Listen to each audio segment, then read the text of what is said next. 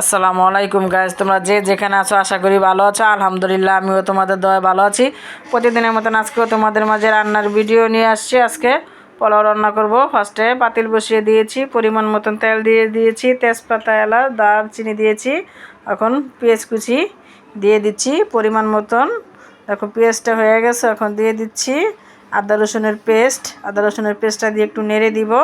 আর আমার এখানে আড়াই পট চাল, মানে হাফ কেজির একটু বেশি, তোমার আগের থেকে ধুয়ে এটা পরিষ্কার করে নিয়েছি। এখন দিয়ে এটাকে সুন্দর করে আমি ভেজে নিব। এই দেখো চালটাকে সুন্দর করে একটু নেড়ে দিচ্ছি, একদম ভাজা ভাজা করে। গরম পানি, ফুটানো গরম পানি আমি দিয়ে দিব। আমি সবসময় তোমাদেরকে দেখাই, আমার একটা ছোট্ট পাতিলা থাকে, ওই পাতিলার মাপে আমি পানিটা দেই, তাহলেও আমার পোলাওটা একদম জর্জরা হয়। এই যে দেখো আমি সবগুলো পানি দিব না, কিছুটা রেখে দিব, কারণ পুরোটা লাগবে না। এখানে হাফ কেজির একটু বেশি আছে তো চাল, তার জন্য পানির পরিমাণটা আমার আইডিয়া হয়ে গেছে দিতে দিতে। তোমার তারপর মাপ আমি বলে দিই তোমাদেরকে। আমার স্টিলের বড় কাপ নেই যে তোমাদেরকে মাপ দেখাবো।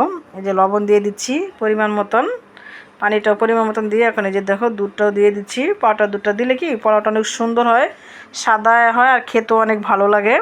পানিটা টেনে গেছে, এখন ঢাকনা দিয়ে আমি দমে বসিয়ে দিব। 10 মিনিট পরে পরে আমি এটাকে নেড়ে দিয়েছি। এই যে দেখো আমার পোলাওটা হয়ে গেছে। এখন দিয়ে দিব তোমার যে কিছু ঘি দিয়ে আবার ডেকে দিয়েছি। আবার 10 মিনিট পরে এসে যে দেখো নাড়া দিয়েছি, পোলাওটা হয়ে গেছে। যদি আমার পোলাও সবসময় তোমার কখনো হয় না, নরম হয় না, আল্লাহর রহমতে সবসময় জর্জর হয়। যদি পোলাও রেসিপি তোমাদের ভালো লাগে, লাইক কমেন্ট শেয়ার করো। আল্লাহ হাফেজ।